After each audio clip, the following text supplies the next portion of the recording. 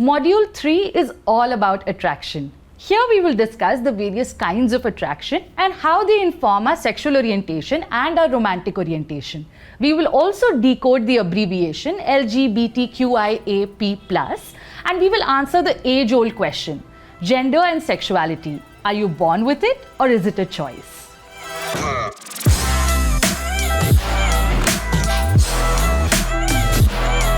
Attraction can be such a beautiful, wonderful thing, right?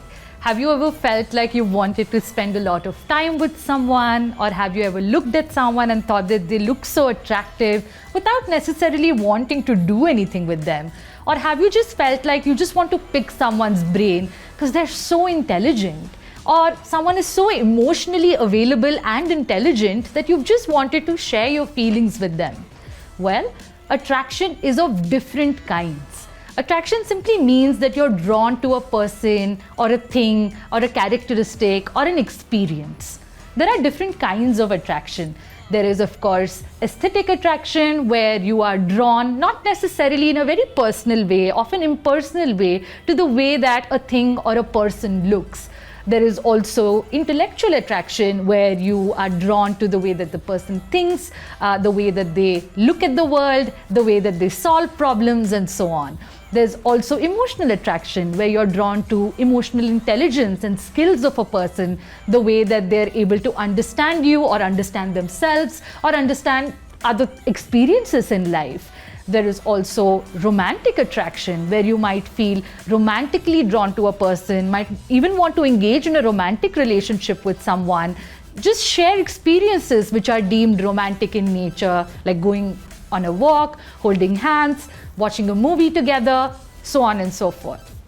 And of course, there is also sexual attraction, where there is a desire towards a person, there is an intention, or there is also just an idea or a fantasy to want to engage with them. So a person's attraction, these different kinds of attractions, may actually inform their sexual or romantic orientation.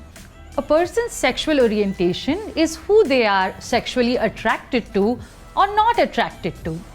A person's romantic orientation is who a person is romantically attracted to or not attracted to.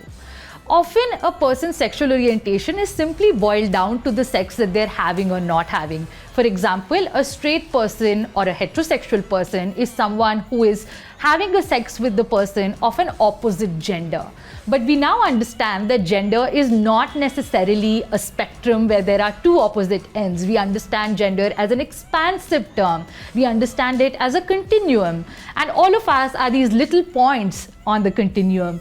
There are as many genders as there are people. There's also an element of seeking reciprocity when we are attracted to someone, right? When someone returns our sexual attraction or romantic attraction or even intellectual attraction, we feel like the sun is shining brighter, the flowers are smelling better, violins are playing in the background, and we feel like everything is hunky-dory.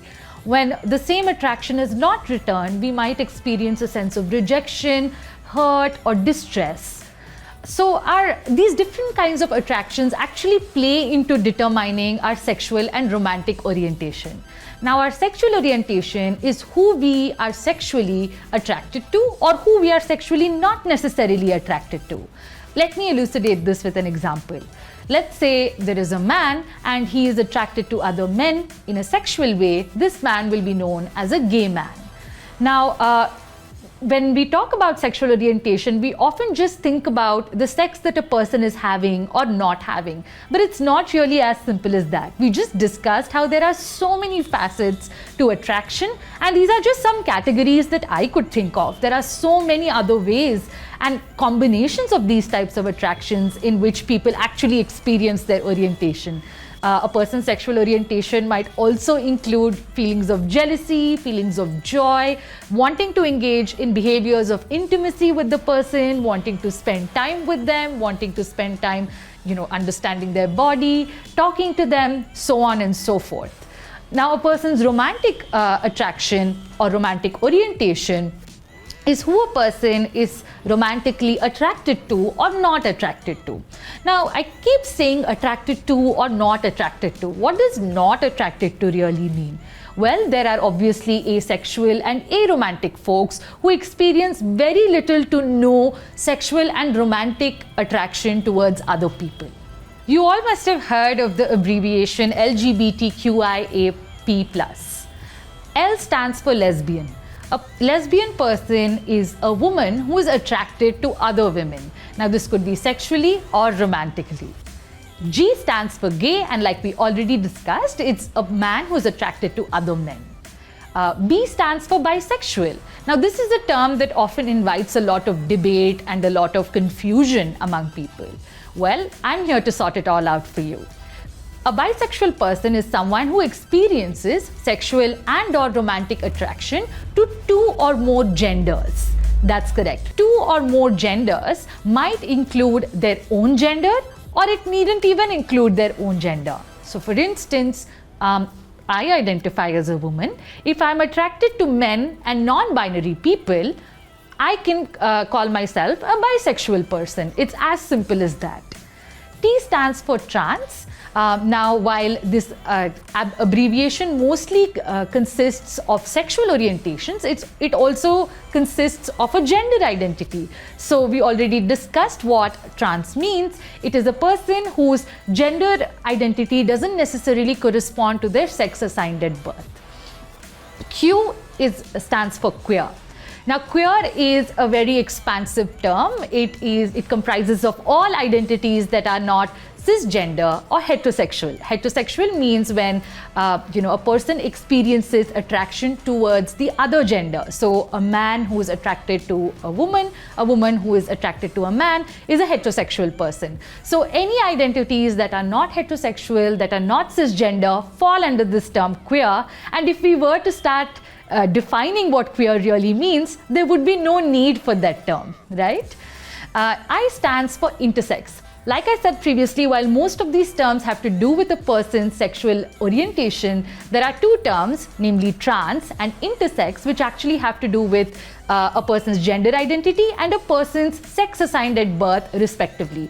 We already spoke about what intersex means, but it's simply a person who is not falling into these neat little boxes of male and female based on their chromosomes, based on their hormones, based on their internal and external reproductive organs, based on their secondary sexual characteristics, and so on. A stands for asexual, aromantic, and agender. An asexual person or an aromantic person is someone who may experience very little to no sexual or romantic attraction towards other people. An agender person, like we discussed previously, is someone who doesn't necessarily have a relationship with their gender, or doesn't really have a relationship with gender at large, or doesn't identify as any gender in particular. P stands for pansexual. Now, pansexual person is someone who's attracted to the person and not so much their gender. You all would remember this scene in this very popular show, one of my favorite. It's called Schitt's Creek, where David, who identifies as pansexual, very beautifully explains his sexual orientation by using the analogy of wine, where he says that it's not so much about the label of the wine, it's not so much about the kind of wine, it's more about the wine in itself and how it tastes. So yeah, it's a little bit like that. Pansexual people are attracted to people and not necessarily their genders. You might have seen this little plus at the end of this abbreviation when you would have read it somewhere, or you might have seen it in news. Well, this plus exists to denote that there are a range of other identities that might not have been included in these terms that we just discussed. Or, there might be new labels that people might want to embrace with time. There might be a combination of these identities that people might want to embrace. And it also holds space for the fact that as time evolves, as our understanding of a person's sex assigned at birth, or their gender identity, or their sexual orientation, as our ideas of these terms and these different experiences evolve, one may also come up with a range of other identities. They may also come up with new terms which are more affirming of their identity. So the plus actually plays a very, very important role, and it also denotes and shows to us that these terms are not set in stone. A person's identities and experiences are not set in stone, and they are subject to evolution. So when people argue that, oh, these terms are relatively new, they didn't really exist when they were younger, especially our parents and people of older generations might make these arguments, what we need to explain to them that people who've existed out of heterosexuality and cisgenderness have existed from time immemorial. But what one needs to remember is that it's only in the recent past that people have access to language, people have access to social media, people have access to spaces like this, where open conversations about these kinds of terms and identities and languages are happening, which also means that people might be more willing and people might be more comfortable, or people may just now have the language to explain who they are or explain their experiences. These labels exist to empower people, to make them feel heard and seen and validated in their identity and in their bodies.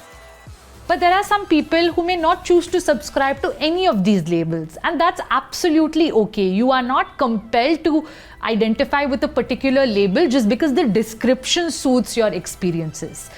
Self-determination is really the core of everything that has to do with someone's personhood. So a person is trans if they say that they are trans, a person is queer or bisexual or any other identity if they say that they are that particular identity. 1 or 2 instances of or even 100 instances of experimentation of any kind, whether with their gender or whether with their sexual orientation, does not determine their identity. A person is queer or trans only when they say that they're queer and trans. In fact, experimentation with one's gender identity and sexual orientation is a very natural and a very healthy part of human development, and I encourage all of you to safely and comfortably experiment with these 2 aspects of your identity. A person's gender identity or sexual orientation need not be static. It can change with time, it can change with context, it can change with life experiences, or just learning that there are different kinds of gender identities and sexual orientations. Growing up, I didn't necessarily know that there was anything outside of being cisgender or heterosexual, and I sort of just assumed that that was my identity. As I grew older, I learned about more terms and more identities, found a loving and supportive community, and that is when I started to sort of experiment with my gender identity and sexual orientation. Now, having said this, a few instances, 1, 2, even 100 instances of experimentation, especially around puberty, where people are curious about the bodies of people of the same gender. They want to see whether the changes that are happening in their own body, are they happening in other people's bodies as well. They may just be curious to see how it feels, and that is very normal. That doesn't mean that they're queer, or even experimenting with their gender, trying on different kinds of clothes. We'll often, see little children try on heels or try on their mother's undergarments. That doesn't necessarily mean that they're trans either. It's very, very normal to experiment with our gender identity and sexual orientation. And so don't judge yourself for wanting to experiment. You're only queer or trans if you say that you're queer and trans. And don't judge a young person and don't try to fit them into these boxes of what being cis or what being het really means. During the pandemic, we've also seen that it's not just teenagers, it's not just people who've just hit puberty who are experimenting with their gender and sexuality. We've seen people well into their 50s and 60s also come out as queer and trans. Now, that is also valid. It doesn't mean that the experiences that they've had till that time are fake or not real, right? It just means that our gender or our sexual orientation doesn't necessarily have to remain the same throughout our life. It can change and it can evolve, and it's absolutely okay for us to experiment with it a little. It's human nature to be curious. It's human nature to want to try out new things.